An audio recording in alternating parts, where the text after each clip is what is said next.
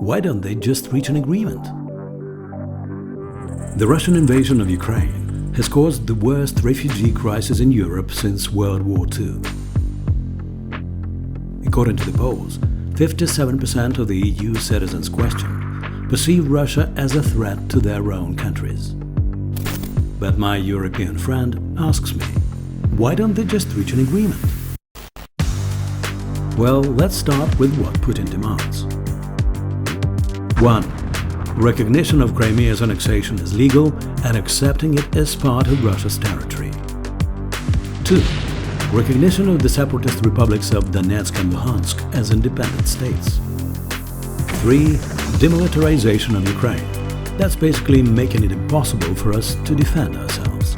4. A ban on Ukraine's accession to NATO. A change to Ukraine's constitution to commit us to neutrality.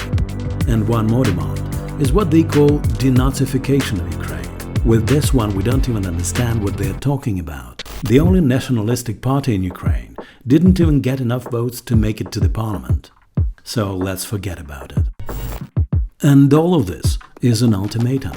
Here is just one example of Russian diplomacy for you. Excuse my language, but we don't give a shit about all their sanctions, said Viktor Tatarintsev, Russia's ambassador to Sweden. My European friend goes on. Why do we have to step in? Well, first of all, because war is just unacceptable. Secondly, in 1994, the Budapest Memorandum on Security Assurances was signed by 3 nuclear powers: Russia, the United Kingdom, and the United States. China and France also signed the documents. The memorandum prohibited these countries from threatening or using military force against Ukraine, which gave up nuclear weapons in exchange for security guarantees. Now we see that deals with Russia mean nothing.